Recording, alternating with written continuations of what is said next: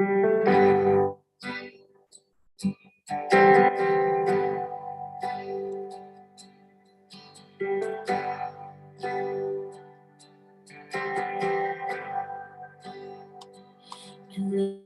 you more.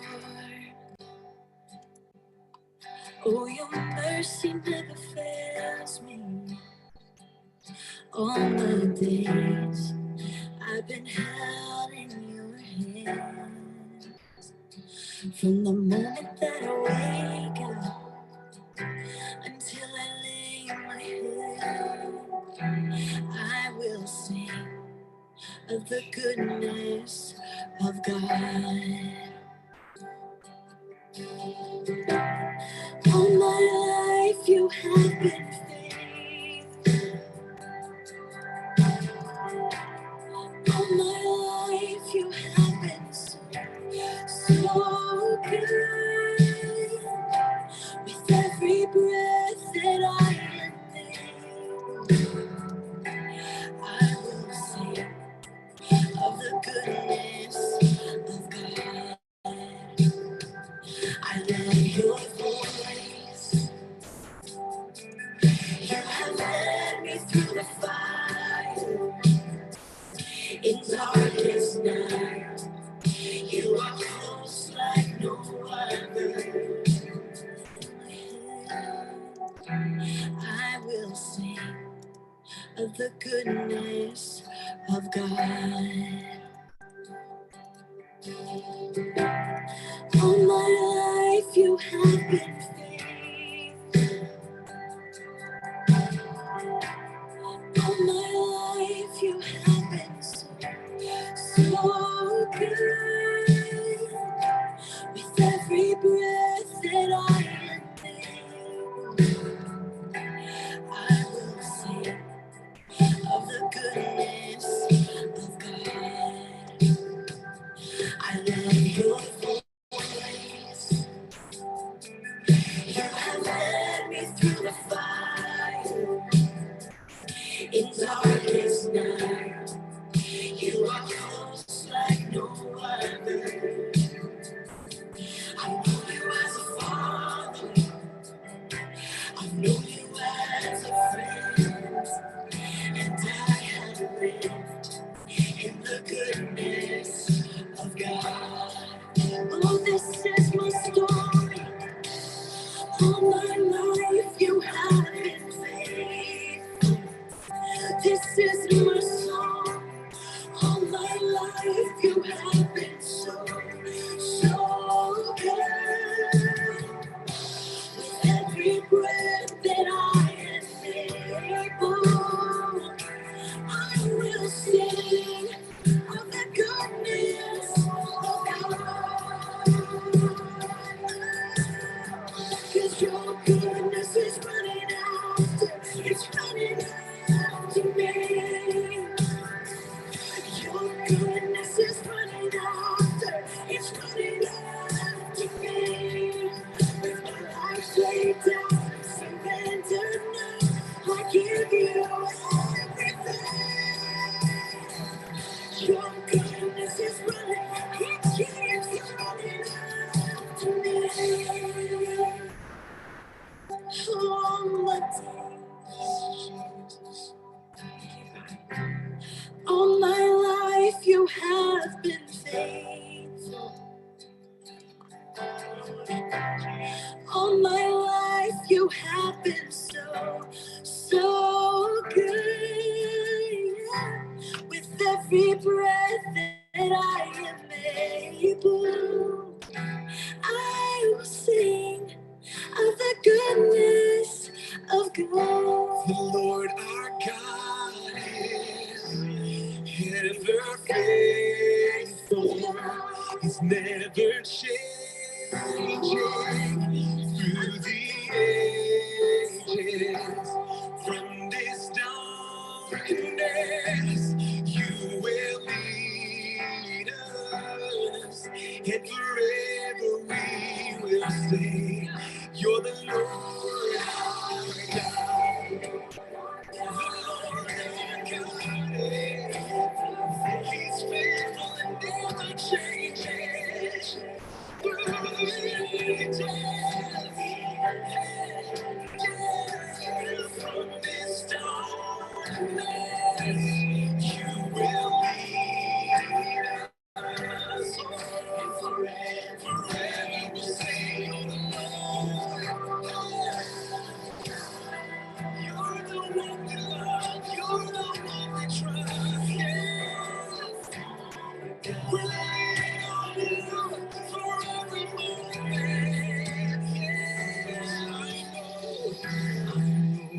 Goes before you, I know who stands behind. The God of angel armies is always by my side. The one who reigns forever, he is a friend of mine. The God of angel armies is always by my side.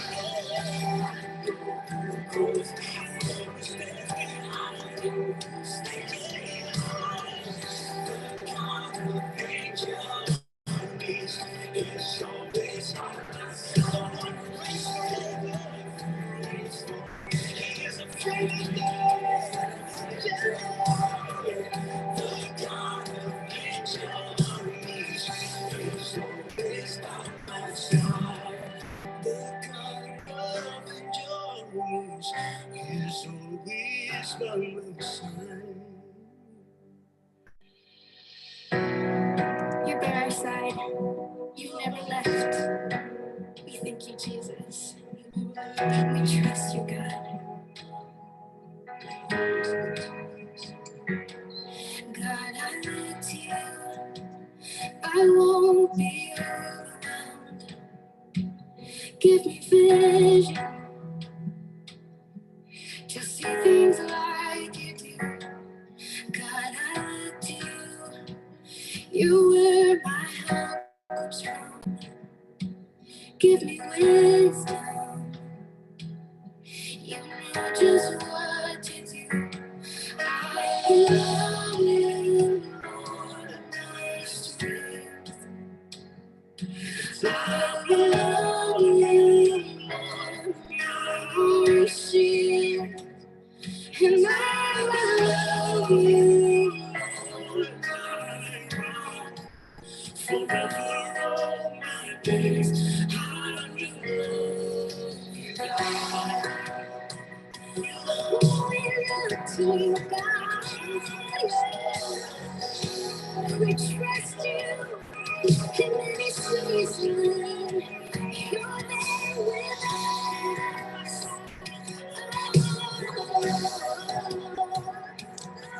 We trust you, God. Come on, let's sing this together. Sing hallelujah. Hallelujah.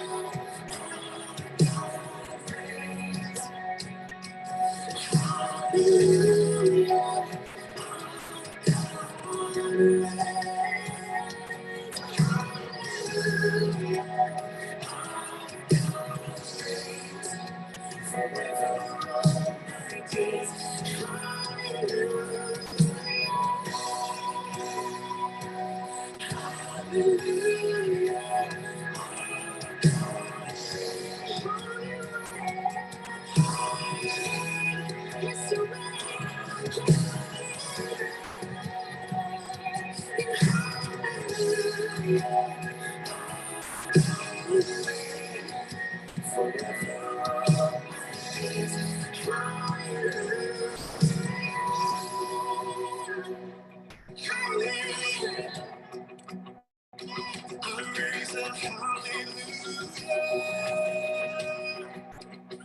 With everything inside of me, yeah, I raise a hallelujah, and I will watch the darkness flee. I raise a hallelujah in the middle of the mystery, yeah. Raise a hallelujah. See you lost your hold on me. Oh, I'm gonna sing in the middle of the storm.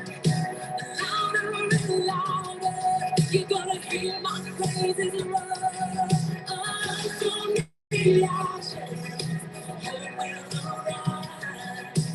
Death is defeated, the King is alive. Oh, my God is saved in the middle of the storm. Louder and louder, you're gonna hear my praises roar. From the ashes, hope will arise.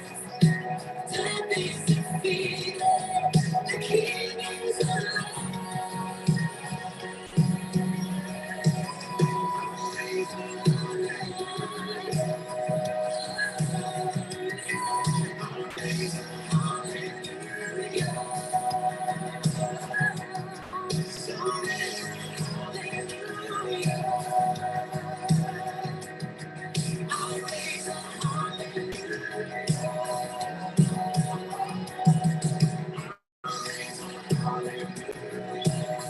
Even when I don't see your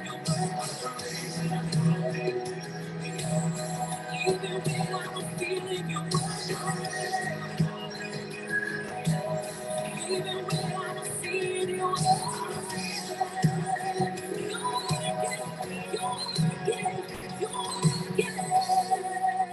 Yes, God, you're always working. Come on. Waymaker, miracle worker, promise keeper, light in the darkness, my God, that is who you are. Waymaker, miracle worker, promise keeper, light in the darkness, my God, that is who you are. Waymaker, miracle worker, promise keeper, light in the darkness. That is who you are. That is who you are. That is who you are. That is who you are. That is who you are. That is who you are. That is who you are. That is who you are.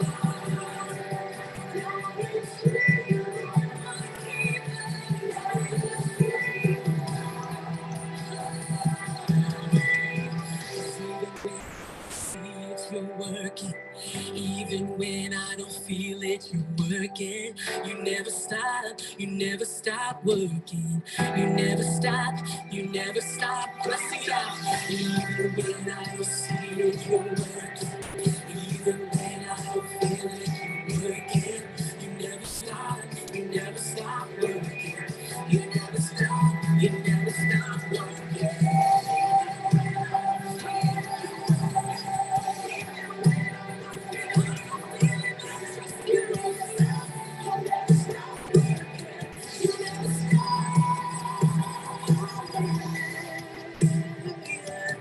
Praise the Lord who set me free. Hallelujah. Death has lost its grip on me. You have broken every chain. There's salvation in your name. Jesus Christ, my living hope. Hallelujah. Praise the Lord who set me free.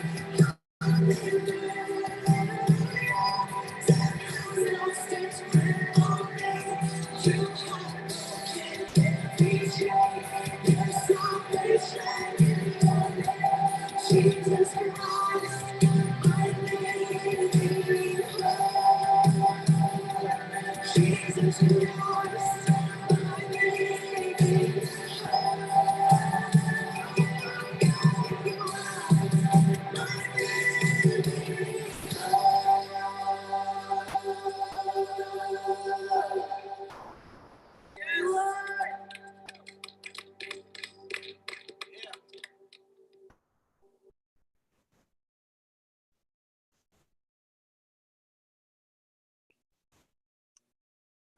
right. Well, good afternoon, everyone. Good afternoon, Birmingham Bible Church. We are so elated. We are so excited that you have decided to join us here on today. So, we want to welcome all of our Facebook users. Welcome to all of you who are watching via YouTube. If you're on Instagram or if you're on Twitter, we welcome you on today and just thank you for taking some time out of your schedule to join us. Listen, grab your lunch. If you're like me, grab your second cup of coffee because we need it because you've been up early. But it's 12 noon and this is our Winning Wednesday. And so a lot of you may ask, why do we call it Winning Wednesday? But we like to take some time out to bring you some topics to help you be a winner, to help you realize that you are a winner and to create some wins in your life. I believe the rapper said, all I do is win no matter what. Well, that's what we want you to do. We want you to win no matter what. We want you to have the victory. And so we like to take some time out to bring you information to help empower you, especially from people here in the community so you can support them. And that's what it's all about. We need to support one another. We want to encourage you on today. We want to help you walk in your victory on today.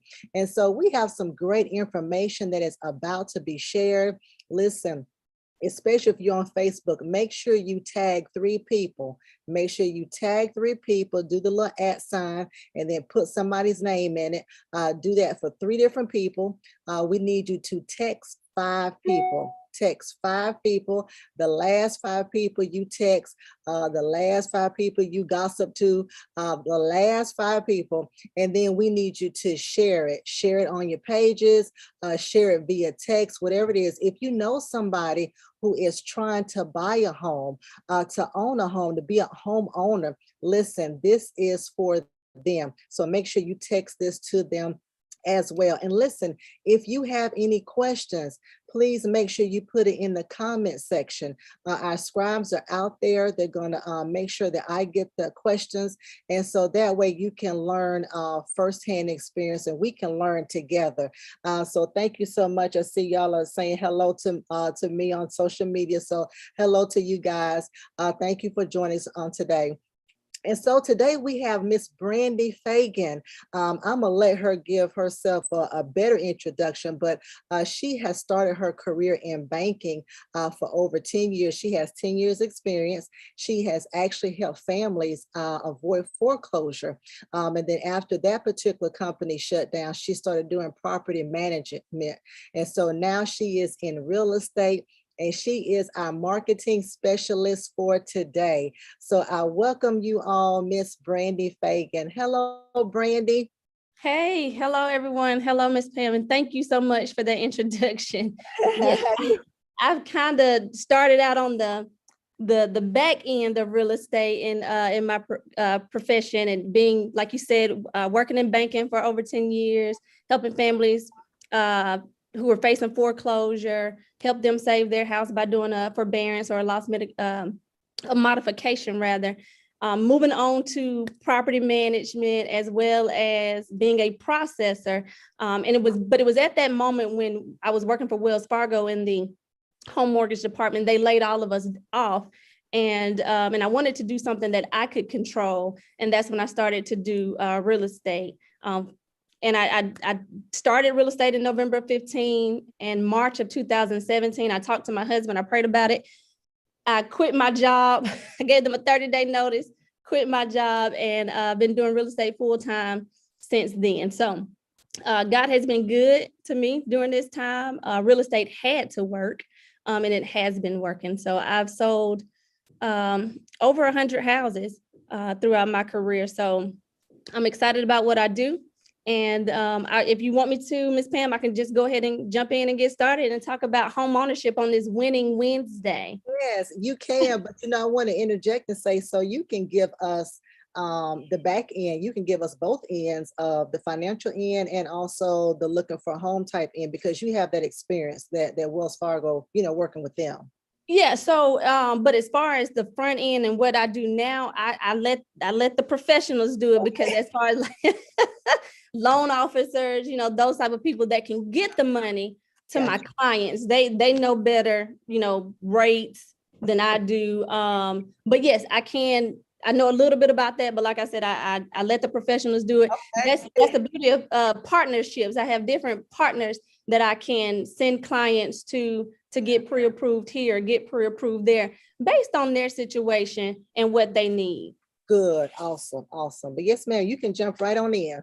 All right, y'all. So what I want to talk about today, I want to hit just kind of 3 different points that I'm going to talk about when it comes to home ownership. One being just the home buying process in general. And it's just a snapshot today. There's a lot of more information. And if you do wish to have a sit down and talk about your particular your needs, because everybody's needs are different when it comes to real estate. Everybody's situation is different. I don't care if your grandmother bought a house 20 years ago, it's not going to look the same as you're buying a house today. So we have to sit down and analyze your needs. And I'll provide all of my contact information at the end of this for you to reach out to me and sit down with me and have a free consultation, no obligation. But let's just talk about what homeownership looks like for you, right? So I'm going to talk about that in a snapshot today for everybody in a whole. Then we're going to move on to talking about this market, which is a seller's market.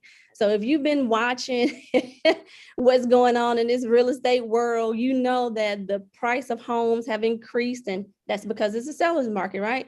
There's not a lot of, and what seller's market means is there's not a lot of sellers, so the inventory is very low, but there are a lot of buyers. So last year, when rates were really low, everybody decided, hey, I want to go buy a house. My personal opinion too, it also had something to do with COVID, people being in these apartments with their kids and just there all day and not having enough space, and just kind of like, hey, I need something bigger. Rates were low, so they took advantage of stuff like that. They're starting to creep back up now, but we are still in what we call a seller's market. So I want to talk about that. And then I'm going to talk about what we call, or what I call the thou shall nots of real estate, right?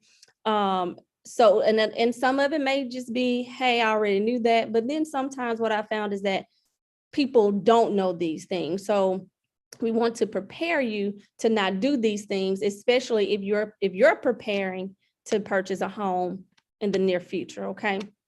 So the first step to home ownership is, of course, selecting a realtor, and there are a bunch of us out here.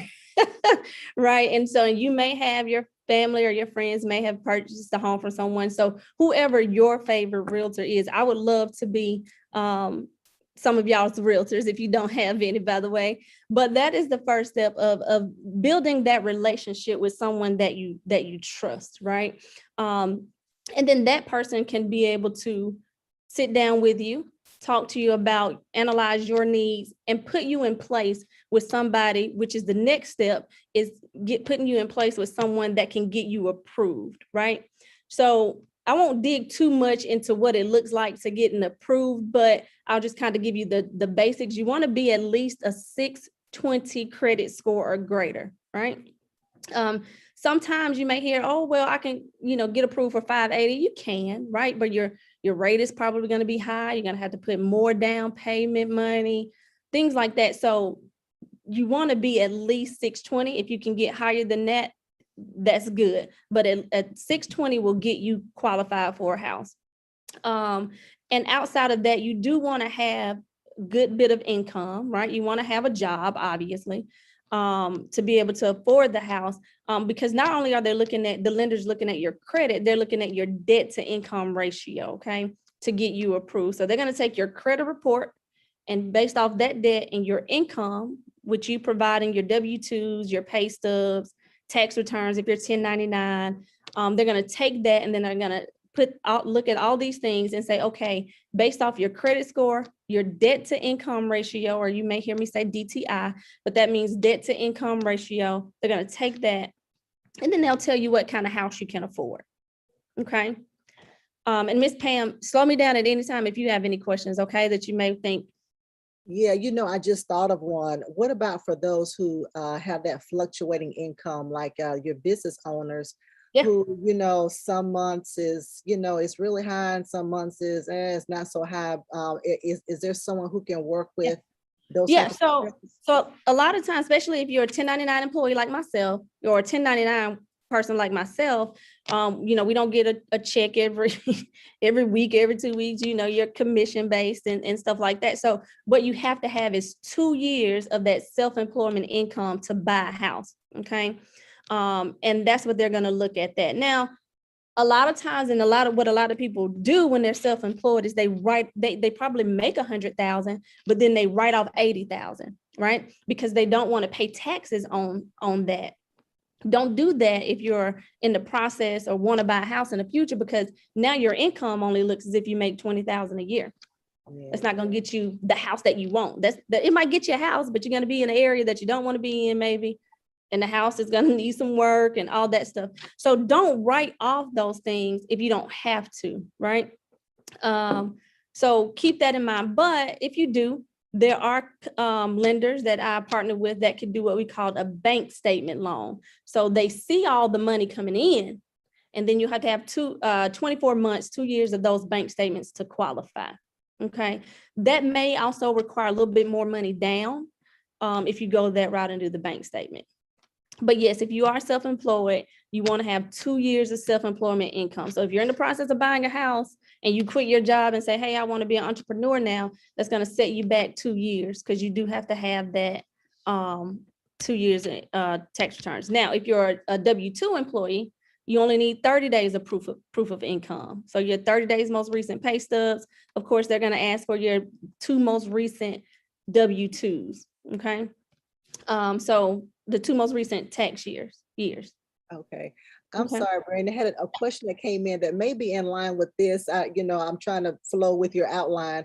But if someone declared bankruptcy and they purchase a home, They would have to wait depending on if it's chapter 7, chapter 13, they would have to wait 2 years from that discharge date. Now, if they're making payments they're in bankruptcy and they're through the courts and they're making payments on it, then they can go to the judge and say, hey, I'm getting ready, I want to buy a house. And the judge would have to say, okay, yes, you can move forward on purchasing a house. But typically it's 2 years after the discharge date. discharge date. Gotcha. All right. Yeah. Thank you. 2 years from the discharge date. So great question. So going back to the pre-approval, once you get that, and what a lot of people don't understand is that when you get that pre-approval, that does not mean now you can run out and go buy a car and buy whatever you want, right? That is just what it's sometimes you may hear pre-approval and pre-qualification interchangeably, but it's really just a pre-qualification. The pre-approval doesn't come until after it's gone through underwriting and they have approved you. But still, don't go out and buy anything until you get the keys. I tell people don't buy nothing until, maybe days later, right? So that everything is just clear and good. Because sometimes they do go back and look at and re-pull your score and things like that. So once you get that pre-approval, that lets us know as realtors, hey, we are, or that pre-qualification rather, that lets us know that we are ready to go and we can start looking at houses. Because what we don't want to do is go look at houses before this step, right? Because basically what we're doing is wasting time for one, and setting you up for failure as your realtor, because we don't even know what we're looking for. And you can go out and see this house and you fall in love with it and you don't even have a pre-approval. This house is 250,000 and you only get approved for 200.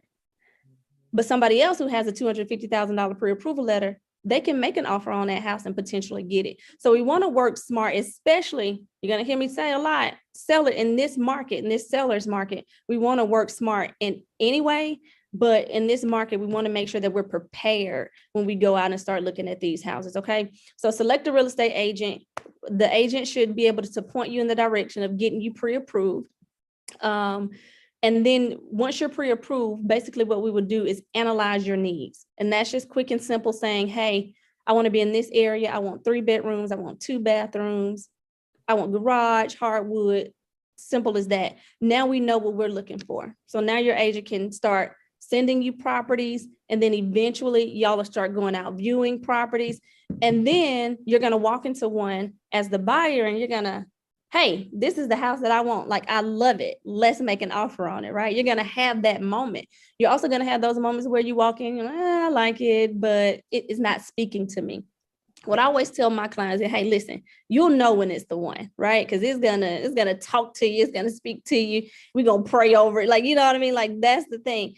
And then once you say, hey, this is the one that I want to make an offer on, that's what we do. We make an offer. And an offer is simply just an offer, right?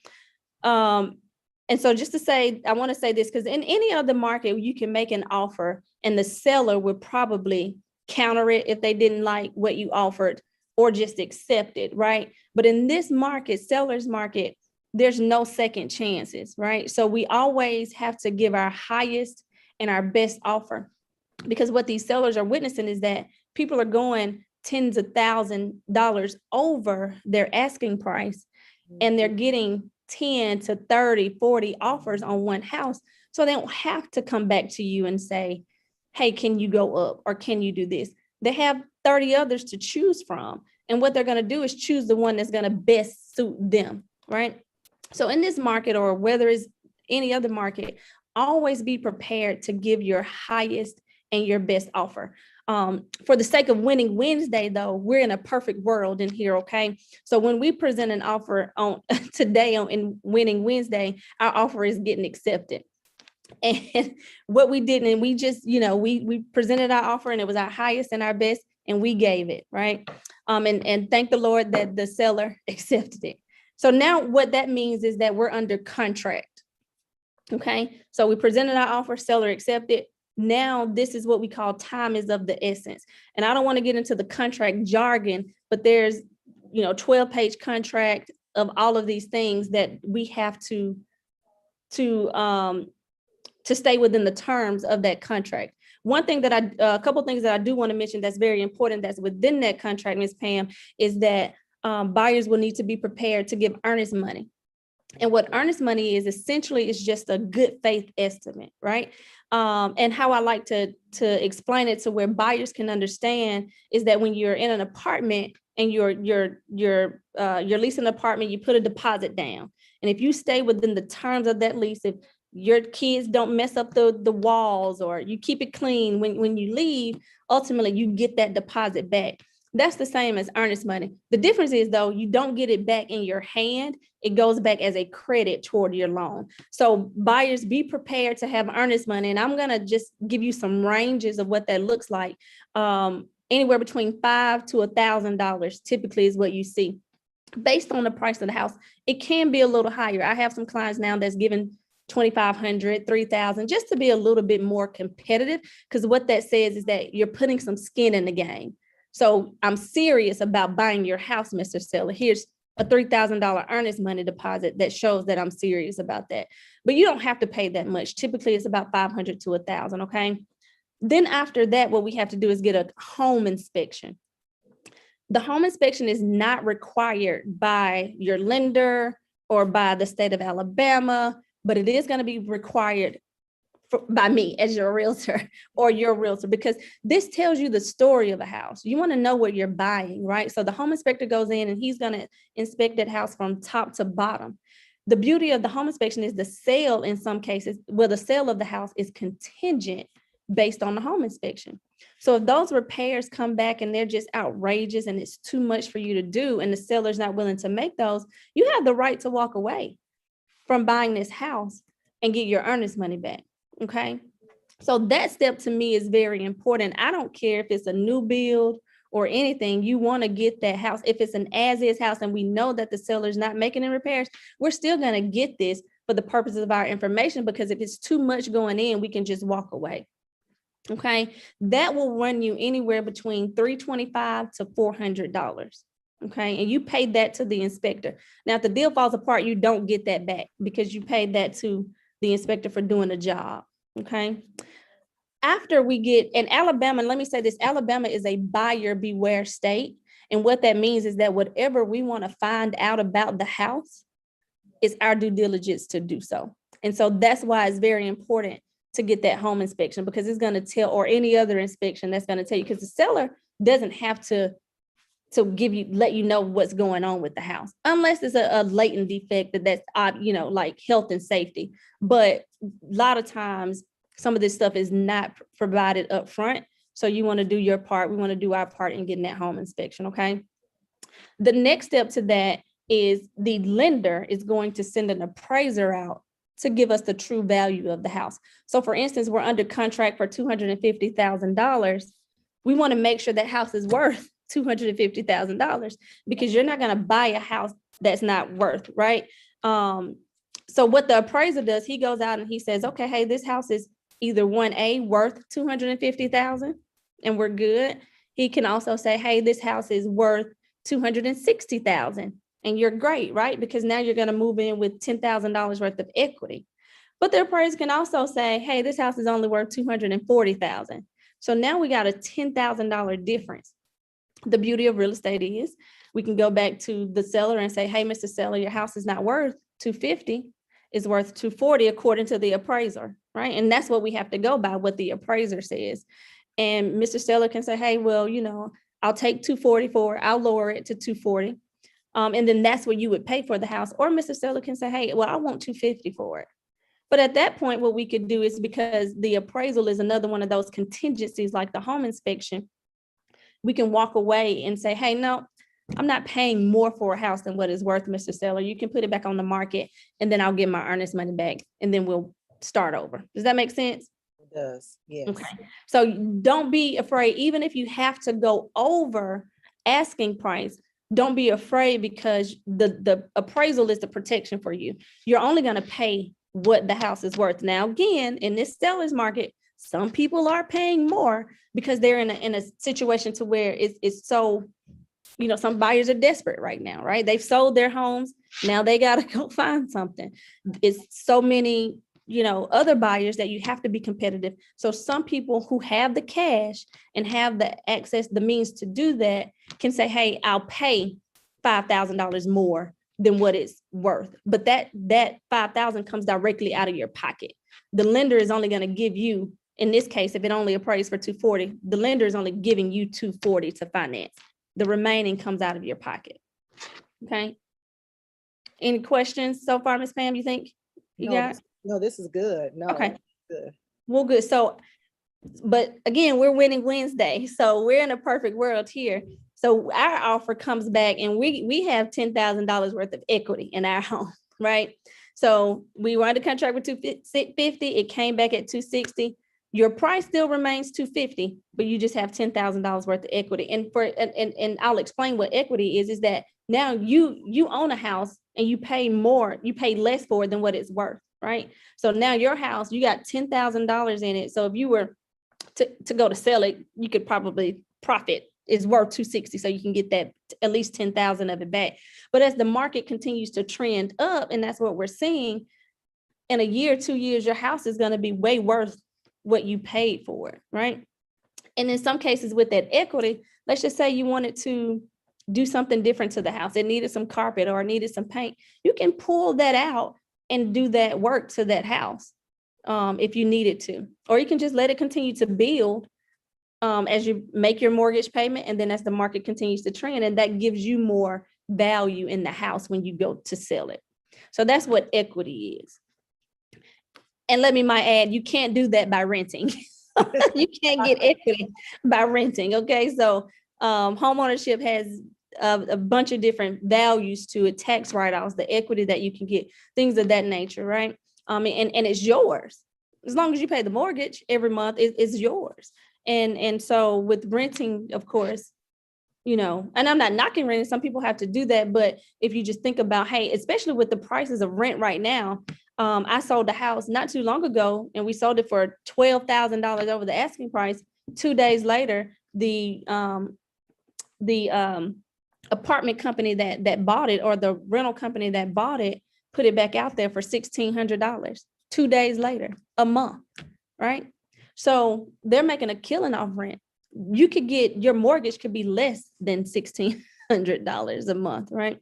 But I digress. That's just, I'm a realtor, so So after appraiser goes out and it comes back as it is, it starts to slow down for you as the buyer, on that side of issuing the money out. So upfront money that you need is that earnest money, home inspection money, and your appraisal money. So I tell buyers right now, have at least $15 to $2,000 right now ready if you were to find a house today that you could be able to pay those things. Now it's in stages. Earnest money is first. Home inspection is next. If we don't get past home inspection, then you don't have to worry about appraisal. You've just lost out on that inspection money and we're starting over, okay? But don't look at it as a loss. Look at it as, hey, that was the best $350 that I could have spent my money on, because had I moved forward into this house, then it would have just been, me dumping money in it. So you want to make sure you definitely do that. After that, what happens? Then there's just a bunch of back end things going on, right? Your lender is working with you to make sure you got all your updated information, your files going through underwriting, the closing attorneys and the title company, they're working together to make sure that when the title or the deed is conveyed over to you as the new buyer, it's clear and there aren't any liens or judgments or anything like that that's attached to that house, because we want those things to be satisfied prior to you moving in and signing that, so that doesn't attach to you. Okay, so a lot of these things are going on in the back end to protect you. Okay, and that's what's going on the back end. And then after that, what happens is that we send the inspector back out, because we want to make sure if the seller did fix some things, that in fact they did do them correctly, right? Because as the agent, if they had to do something to the roof or to some electrical stuff, I'm not a roofer, I'm not electrical, and I don't electrician, I don't know. So we want to make sure that you're taken care of and that they've done those things. So we send the inspector back out, and they may charge about $75 or $100 just to go back out. Some of them do it as a courtesy. But we want to make sure that that's done so that that those things are complete when you do take ownership in the house. Inspector goes back out. Your realtor, myself, what we'll do is go and we'll do a final walkthrough of the house, just making sure that it looks the way that it looked as when we viewed it, right? And that they kept the refrigerator is still there, all the appliances, the blinds, these things that we've asked to remain into the property. We want to make sure that those things are there. If it was occupied with a homeowner prior to you taking possession, we want to make sure when they move their stuff out, they didn't knock any holes in the walls and break any windows or things of that nature. So we'll do a final walkthrough. I always like to take a cute little picture, just for memories of you getting ready to close on your first house or second house or whatever. And then we go to the closing table. And at that point, you can expect to be there maybe 30 minutes to an hour, sometimes a little longer, just depending. But that's just where you're signing all the documents, taking ownership of your new house, right? And then now you can breathe. Now you can do whatever you want to do. You got the keys, you signed the paper, deed is conveyed over, and it's just a glorious time for everybody, right? Because although I know that I made this seem easy, it's still a process. So and especially right now in this seller's market, and that's what I'm about to get into now, it's extremely tough for buyers, extremely tough. So at that closing table, when we do get there, and we will get there, that's when we rejoice and be glad in everything that we did to get here. So jumping into the seller's market and what that is and what that looks like. So I told you a little bit about what it was, but sellers right now aren't paying anything. They're not paying closing costs. They're not giving you a home warranty. They're not giving termite bonds. I mean, you can, depending on how long the house has been sitting on the market. But when we're talking about day one, day two homes that have just hit the market, it's just so competitive, especially if it's a good house in a good area, right? Because there's so many buyers. I mean, there are a ton of buyers. And so you have to be prepared. So as a buyer, what I would tell you is that continue to save, because you're going to probably need some money. As the realtor, I am prepared to help you find lenders and loan officers that does have grant money. Some people like say, hey, can you get me set up on that first time home buyer thing? And it's really no such thing, right? These lenders and loan, they'll give this money to anybody, whether you bought a house 1 time, 2 times, 3 times, they don't care as long as you qualify for it, right? So we want to make sure that we can find some grant money. And what grant money is that's money that's free money, right? That you don't have to pay back.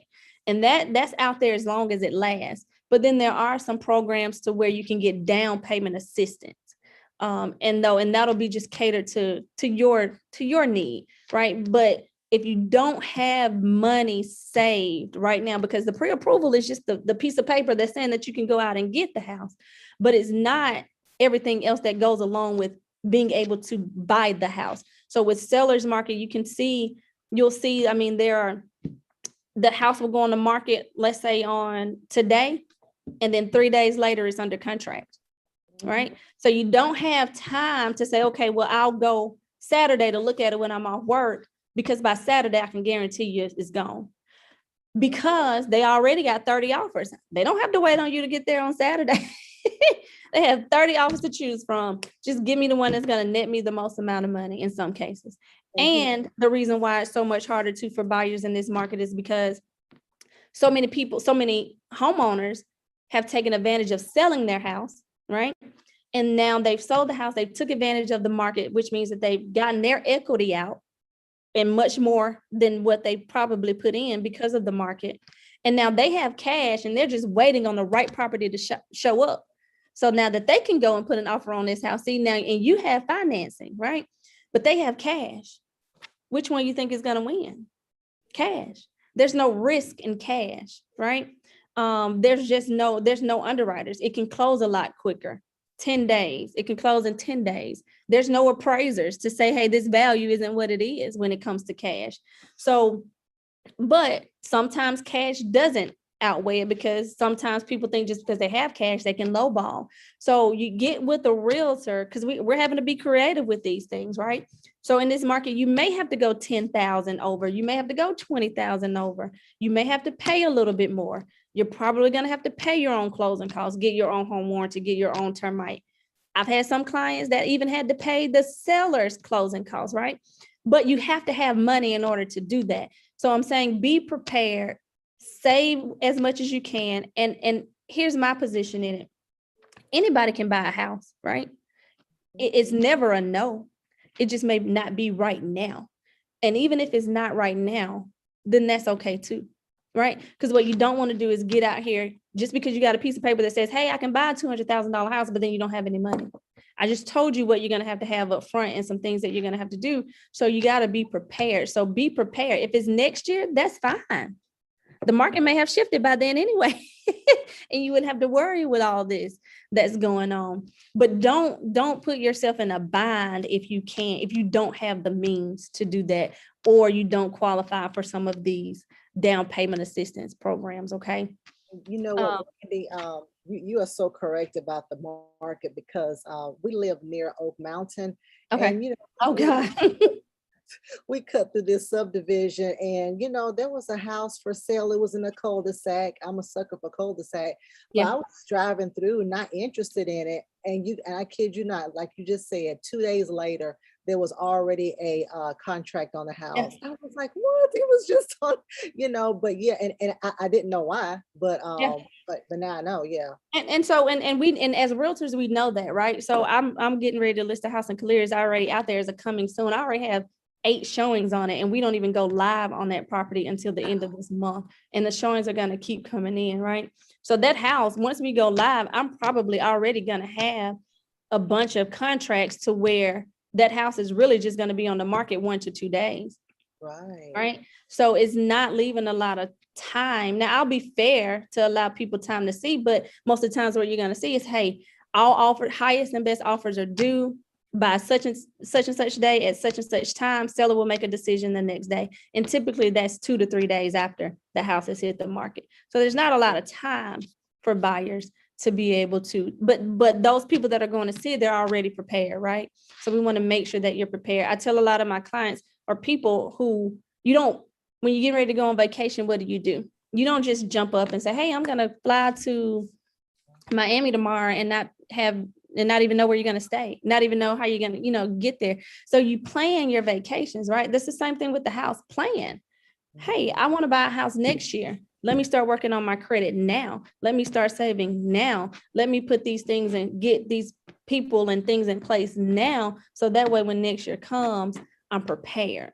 Don't wait until your lease is almost up. You got 30 days for your lease, because it's not going to happen. You're going to be going month to month, and you're going to frustrate yourself in doing that, right? So prepare yourself for this market as a seller's market. Prepare yourself as even just becoming a homeowner in general.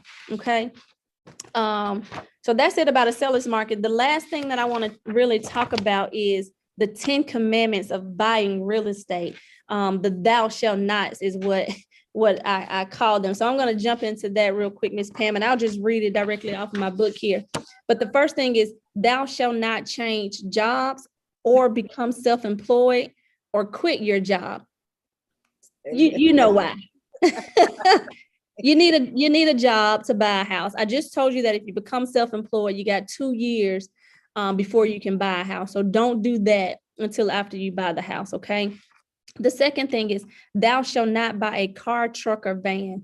And the reason being is, now let me preface it with this. Life is still happening for a lot of people that are buying homes, right?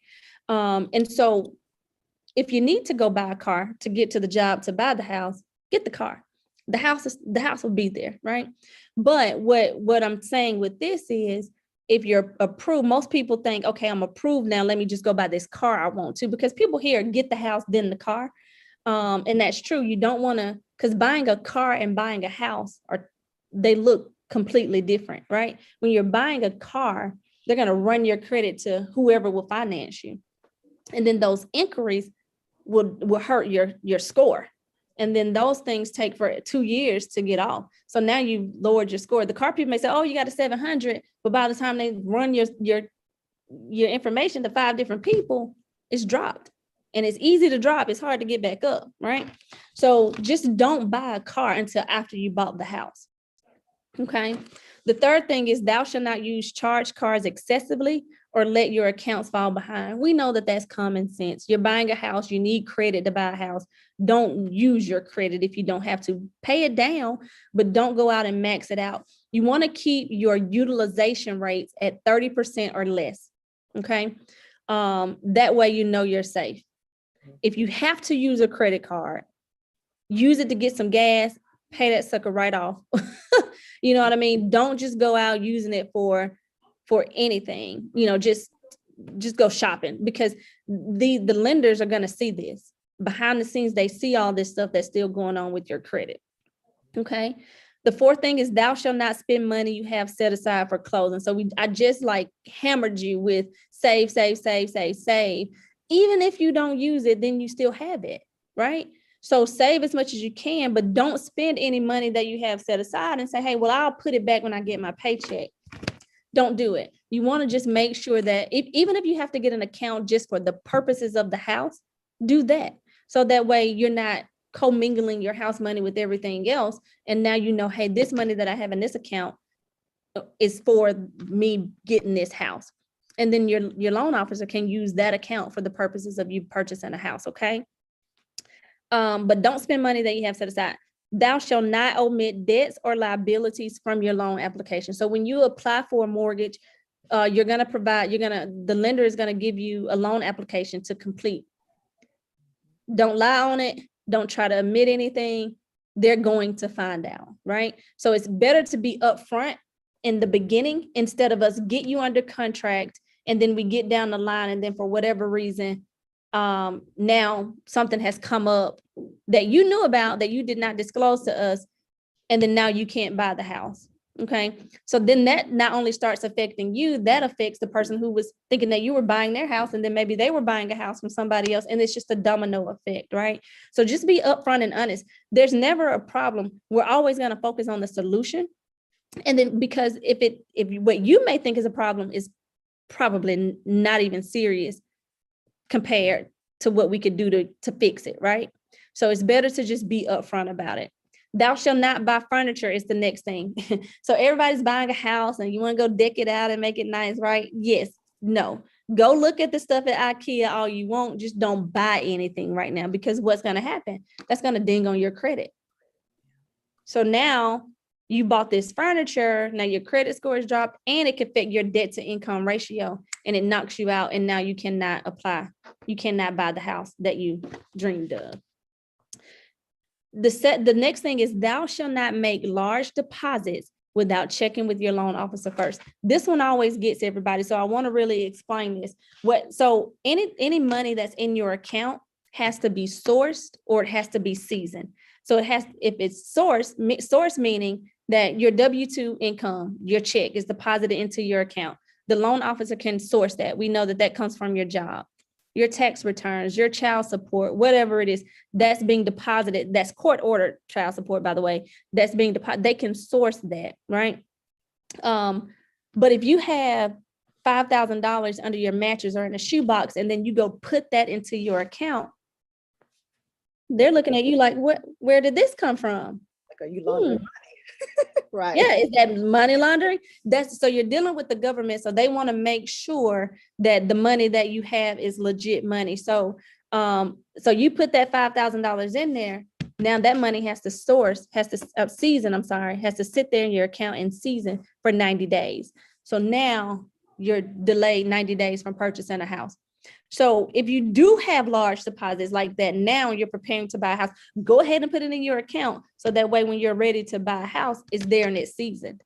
There's no question. They won't question where that came from, because it's been in there over 90 days. Okay.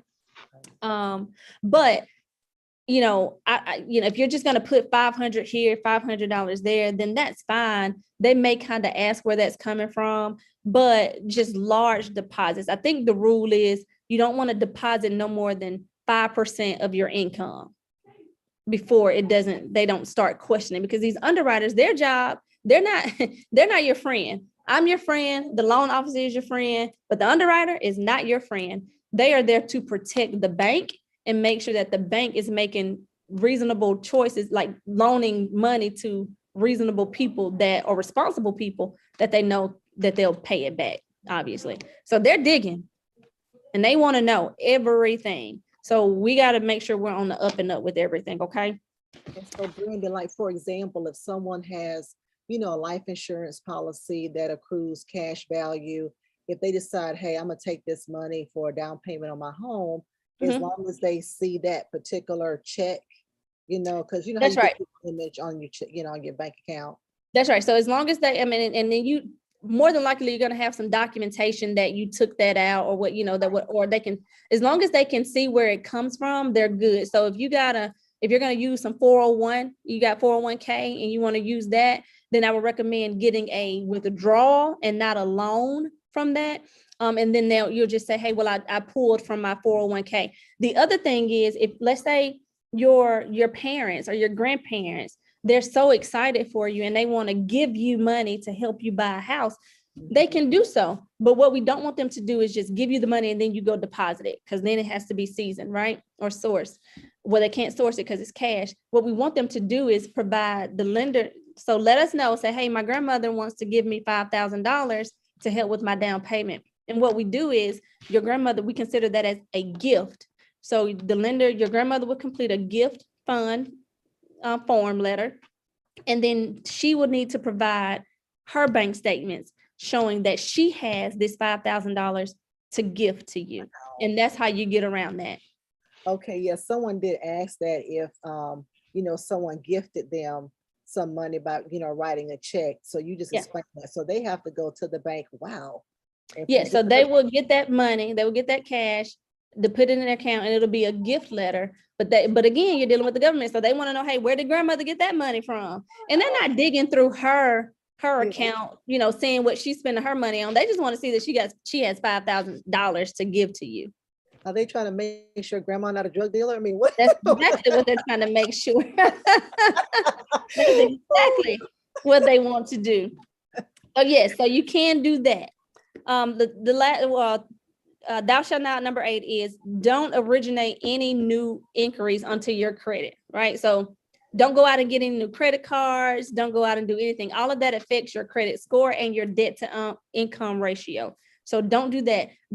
And then it's an inquiry that's going to be on your credit, which really hurts your scores. So you don't want to do that. And those aren't removed until about 2 years, unless you get with the credit repair person that can get those removed.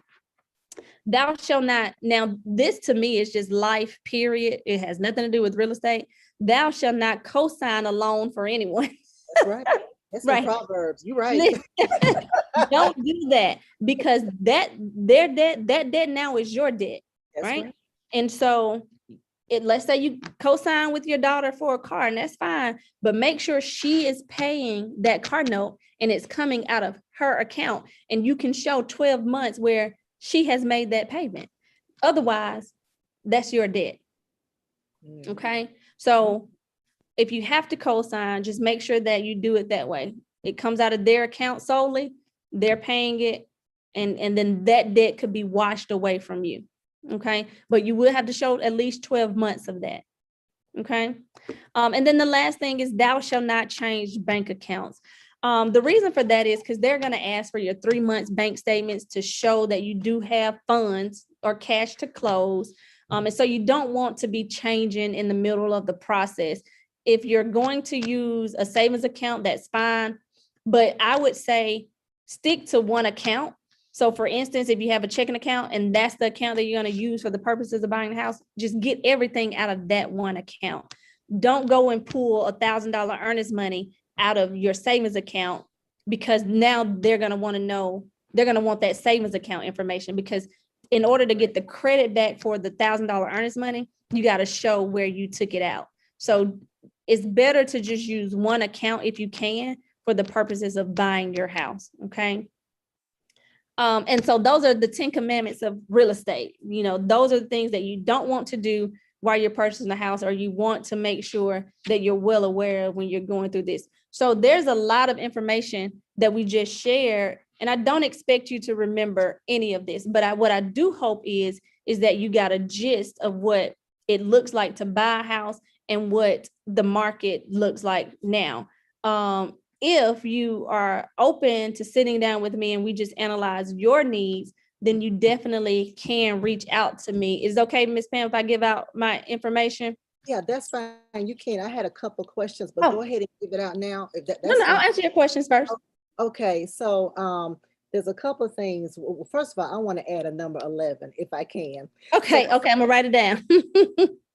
I was often told that, you know, when you do get a home, that your mortgage should only be a certain percentage of your income. I thought it was 28%, because even though you're approved for, let's say, a $250,000 house, you know, if your income says, you know, I can only afford a, you know, $1,000 mortgage, you know, then I should go with the $1,000 mortgage, maybe a lesser value of a home. Is that pretty much correct in your field, or what do you think? That was a financial consultant that we talked to one time.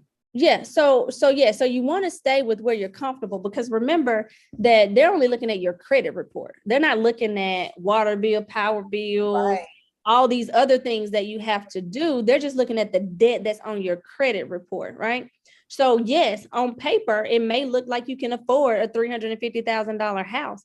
Right. But that doesn't mean that you have to buy one, right? So the pre-approval letter is up to amount, right? So 350 is your max. But if you say, hey, I only want to make a payment that's, you know, $1,200 a month, then you know you don't need to buy a $350,000 house.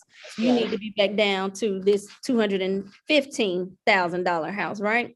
Yeah. But if you go up $1,000 in, and you're only looking at about a $6 or $7 difference in your mortgage. So it's not drastic if you go up. So every $1,000 up is only about a $6 or $7 difference. So if you see something that's $215 and you're like, okay, well, I can do $1,250, then you see something that's $220, then it's not going to hurt you as much to go up to that.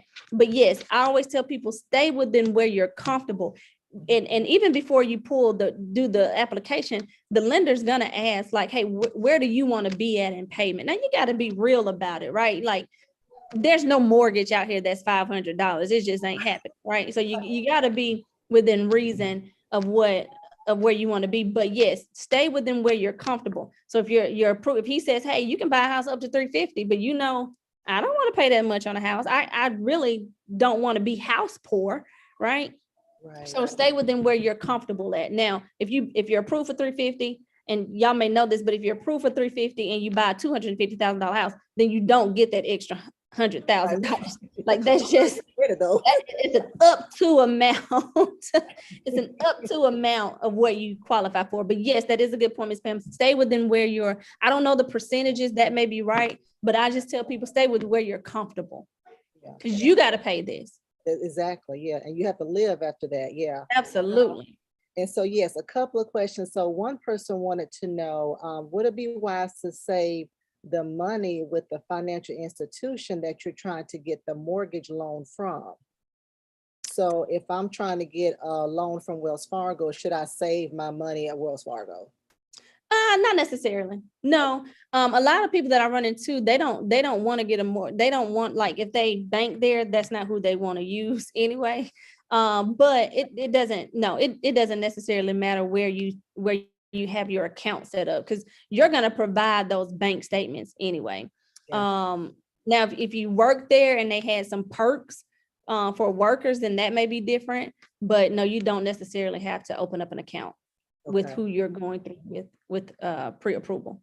Okay. And I know we touched on this when you were talking about the foreclosure, the bankruptcy. So if someone has everything in order, like credit score, earnest money, and we talked about that 2-year waiting period from the discharge date, but you also mentioned that the judge could possibly do something. So they wanted to know, do they still have to wait 2 years?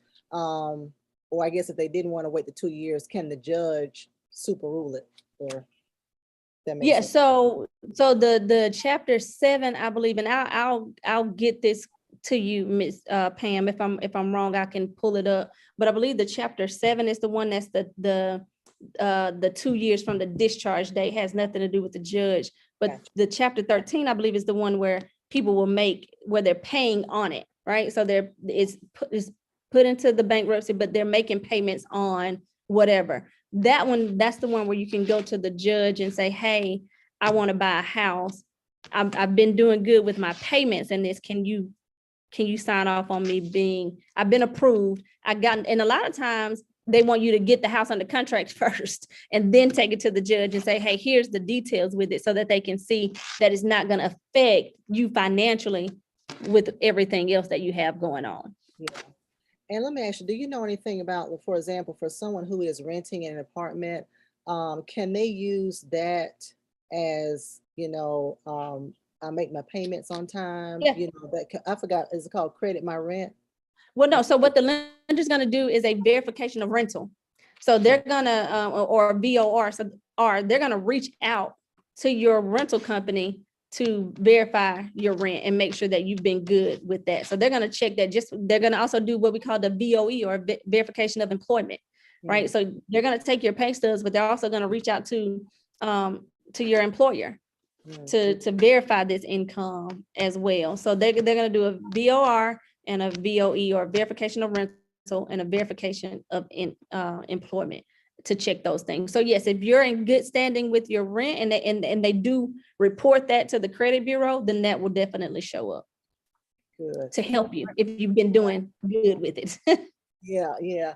Brandi, this was so good. I learned a lot. The viewers, they learned a lot. They were asking questions, really being engaging. So thank you, viewers, for that. This was really good information. Thank you. Really well, good. Yes. Good. And it's a snapshot. So there's a lot more to it, right? But it's individually based with those things. And so this is just the gist of it all. I welcome anybody to sit down with me, whether it's in person, via Zoom, over a phone call. If you just do have some specific questions catered to what your needs are, I do welcome anyone to reach out to me for that. Yeah, no, this is awesome. And we're going to rebroadcast it again this evening because some Oh, people good. at work right now, but we usually broadcast. So I'm sure we're going to do it this evening, like around 8 when everybody gets home and gets settled. Okay. Good information. It was really good. And somebody said, delay is not denial. And that is Delay, true. yes. It's not. You don't, you at least have the tools, get all the information that you need so that next year, hey, I'll be in a better position to actually buy. Our thing Absolutely. was when we were trying to buy a home, I always want to buy it during the summer because say that's a good time, kids out of school, we can do all this moving and Yeah. shit. But now it's just whenever. It's just the, It's, the seller's market is. listen, it's whenever, wherever all these houses are selling. And that's right. Delay is not a denial. And like I told you before, anybody can buy a house. I think a lot of times we're just fearful of having that credit ran, because in our communities, we don't see that a lot, right? And so I often meet with people and they're like, girl, my credit is not good. I'm not going to be able to buy a house. And then 3 months later, all they got to do is 3 months worth of work to get their score to where it needs to be, and then they can be in a house, right? So anybody can do it. It's just, are you willing to do what it takes to get there? Are you willing to get yourself connected with the right people to help you get there? So Yeah. I don't want anybody to think that they can never buy a house, because you definitely can. Yeah, and you may have to delay yourself some gratification of shopping, and deny yourself a couple of things, but you're saving for the bigger pictures for your home. That's Uh, true. That's true. And you may even get into it and then see that it's not the time. I've had clients where I say, hey, it's time for you to slow down. You might just take a step back. Let's just wait. You know what I mean? It's just right now, this time is not for you. I met a girl the other day on wanting to sell her house, but hey, she said, I only want to buy a house that's $200,000 in the neighborhood that she wanted to be in. I said, well, you might want to stay in your house for now, because that's just not humanly possible to find right now, right? So instead of you being homeless, stay here, and then we'll work on that later, right? So it's not always about, like I said, it's easy to get the pre-approval letter, but sometimes it's a little hard to get out there to try to find it. So you got to make sure timing is everything with this, especially if you don't have funds right now to do that. exactly. My husband, he used to preach all the time. He said the first house we got was Ishmael. And the second one was Isaac, because we shouldn't have got that first house we were in. It was wrong time, and it was the child out of season. It wasn't what God had for us. And Right. so yeah, so viewers, make sure you do it in God's time. And Brandon, it's Amen. so much information, and you're connected with a lot of great people who can help with any Yes. situation, seems like. So please, somebody's asking, please give us information. So can you please tell people how they can see you? And also, Yeah. when y'all do see her, just say, hey, I saw you, on Birmingham Bible Church's Winter Wednesday, so she can make the connection. But please give Absolutely. us your phone number, whatever, email Yeah. address. Yeah. Yeah. So phone number is area code 205-739-3574. So 205-739-3574. Call me, text me. Listen, I do have a 2-year-old and a husband. So if I don't answer, just shoot me a text. That's probably quicker to get me. And then, I'll definitely reach back out to you. If you don't catch me with a phone call, you can always text me. You can find me on Facebook. My personal page is Brandi Feagin, just my first and my last name. My business page may have Brandi Feagin EXP Realty or something like that on it. But my personal page is fine if you just want to start there.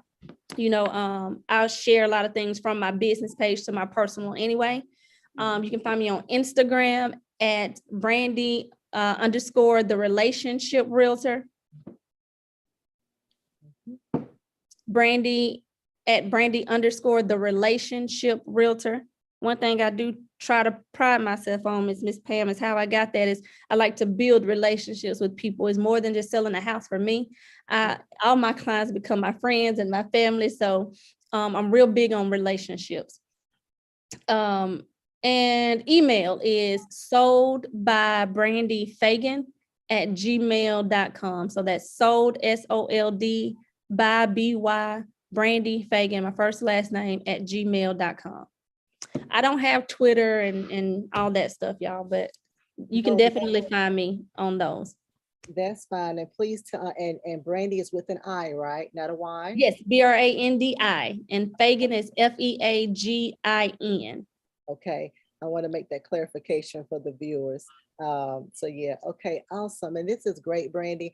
What I'm going to do, because we are coming to a close, this is good. Yes. We're going to have you back again. Yes, Listen, please, please. I love your spirit, your personality. If we ever need you, we have 4 I'm children, here. 2 are older. You know, we're going to refer them to you, you know. Oh, So thank you. Thank you so much. thank you so much. Yes, Thank yes. you. I This is appreciate it. awesome. And we are interested in keeping this relationship for future projects and future Yeah, endeavors and future talks.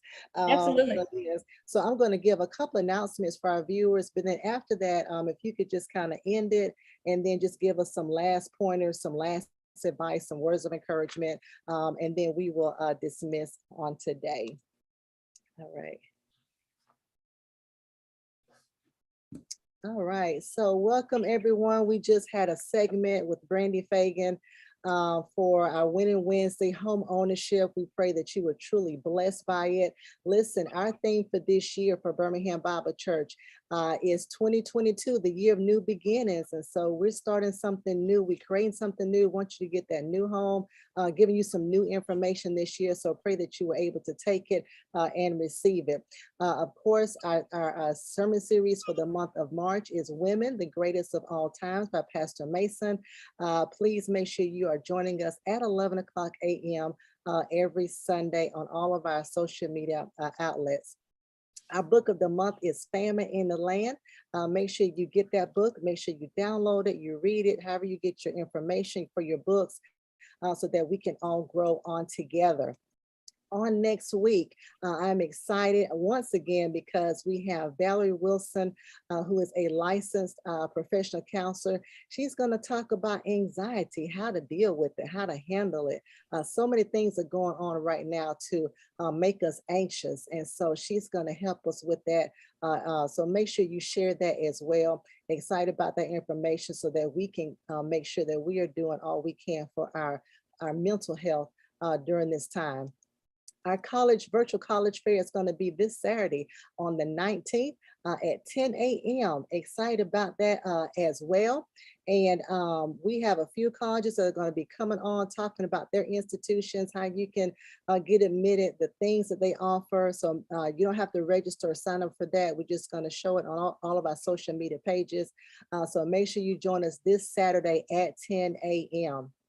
Our book of the month is What on Earth Am I Here For our small groups. Our small groups are going to resume April the 2nd. So we're taking a break from our small group that we had this past Saturday, and we're going to resume on April the 2nd. What on earth am I here for? That is going to be the curriculum for our small group. If you are interested, please make sure you send us an email at smallgroups@bhambc.org. That's smallgroups@bhambc.org.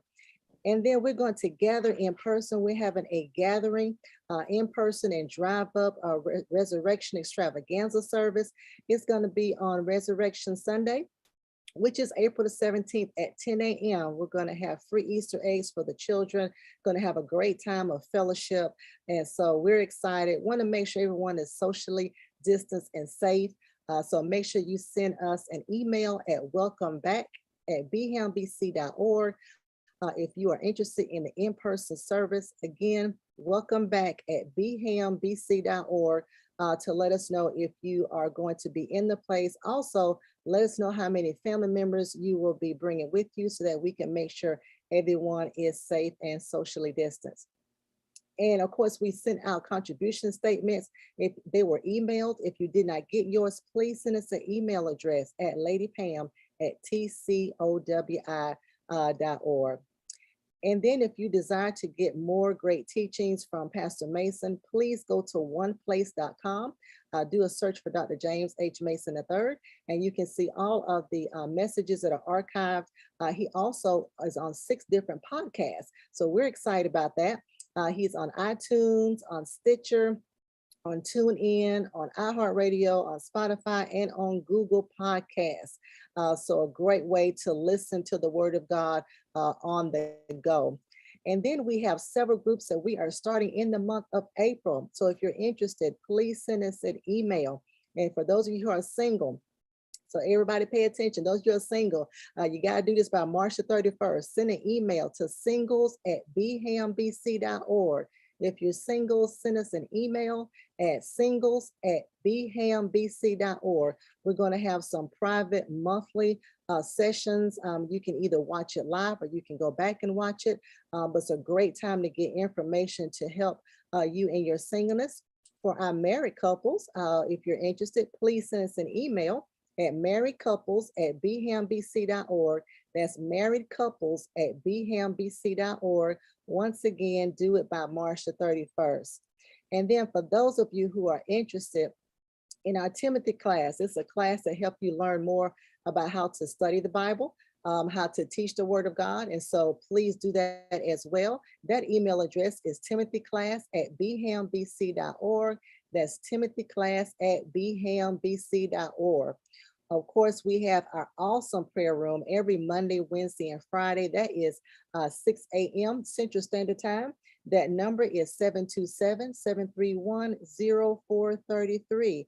Again, 727-731-0433. We also offer a study in the scriptures every Tuesday at 11 o'clock a.m. We are walking through the book of James. What a great time we are having. So of course, we're showing that on our social media pages. So feel free to join in every Tuesday at 11 o'clock Central Standard Time. Of course, we are also donating to, everybody knows what's going on with Ukraine, the Russian invasion, and how Ukraine is really in need of a lot of things, and so much is going on. And so the church is going to be donating through Red Cross. So this is something that can be done through Red Cross. If you desire to do it, you can. But the website is icrc.org. That's icrc.org. So it's a great time to really donate to them so that they can get all the supplies that they need. And once again, this is through the Red Cross. So make sure you do that as well. We want to be a blessing to others. Of course, we stream live on YouTube. We're on Facebook, on Twitter, on Instagram, and through the My Sunday app. Of course, if you have an app store on your iPhone, make sure you go to that app store, and you're going to locate My Sunday, which is one word. You'll do a search for Birmingham Bible Church, and then you can see all of our events, all our flyers. You can actually watch broadcast through the app, so you can do that as well. Also, to receive text messages, text BBCWW to 94253. Text BBCWW to 94253 to receive text messages. Also, if you have a business, this is a great way to market your business. We have a business directory. And so, Miss Brandi, you can even be a part of it. This is free of charge. But you go to our website, bhambc.org. You will actually click in the middle on business directory, and you can key your information in. Very easy process, is free. You also are not only a part of our church's website, but also a part of a 50,000 plus strong Christian database. So a lot of other people can locate you from wherever. And so it's a great way to do that. Of course, there are several ways that you can give to BBC. They're located on our website, bhambc.org, but you can give either Givelify, you can mail contributions in to P.O. Box 360-321 Birmingham, Alabama 35236. We have Cash App, which is $BHAMBC. And we also have, you can also give via text. That number is 205-289-1938, 205-289-1938. Key in the $, the amount you want to give, and it's very simple, very easy. And so speaking of what we do for other countries, we mentioned Ukraine, but we also give to our 12 Compassion International Children, who we have sponsored. And so thank you for all those who do that on a regular basis. Your gifts go toward their food, their medical supplies, their physical growth, their educational needs, so much more. So your gifts are very much needed and appreciated. Of course, you can also give to Our Land, Our Future. We are planning and continue to plan to do ministry debt free. And so thank you for those of you who continuously give towards this endeavor. We are believing God for land here in Birmingham, Alabama, to continue to do ministry on a community, a citywide level. So thank you so much for that. Those are all the announcements that I have. Make sure you guys have an awesome week. And so we're going to end with Miss Brandi. Yeah, Miss that's some Brandi, good stuff. thank you. We appreciate it. God gives it to us, so we keep going. Thank you so much for doing this. Please give us your information again. Make sure you do that. And Okay. then also just give us some final words to all of our viewers. All right. Well, first, I want to say thank you, Miss Pam and Birmingham Bible Church, for allowing me to be here. And I'm grateful for the opportunity. So thank you guys for that. And I just, what I want to leave everyone with is just renewing your mind around what you may have thought of homeownership, what you may have heard of about homeownership, and just know that it's not easy. It's not going to be easy, right? But it's worth it. It's worth it, not just because of the tax write-offs and whatever the financial aspect of it, but you can leave this home to your family, to your kids, to it's just so many other benefits. If it's your first time, right, purchasing a house, and then because people tend to just, the first house they buy is not their forever home. They'll buy another one. Now, this can be your investment property, right? That can put you into a totally different space financially. So just renew your mind around what it looks like to purchase a home. Like I said, it's not easy, especially right now. But when you get to that closing table and you get those keys, oh my goodness, it is worth every bit of it, right? I look forward to, I pray that I was a blessing to somebody today. I look forward to hearing from some of you. I hope you can find me again on Facebook, Brandi with an I, Feagin, Brandi, Feagin, Feagin. It's just my name on Facebook. That's my personal page, as well as I use it for business as well. Instagram at Brandi_ the relationship realtor. And my number is 205-739-3574, 205-739-3574. And again, thank y'all so much. You can call me, text me, message me on Facebook, Instagram. If you just want to have a conversation, right? Just whatever it is. Listen, this is my passion. And I know that's cliche. Yes, I do want to make money, but I do know that this is where God has me to be, and that's helping people with home ownership. So call me, text me, whatever. Let's just get the conversation going, get the ideas rolling, and we'll get to the closing table at some point. Sounds good. Thank you so much, Brandi. Thank All you. right, family, make sure y'all reach out to Brandi for all of your services, all of your needs. Thank you so much. We Thank you. appreciate you, and we will see you next time. All right. Bye. Bye-bye.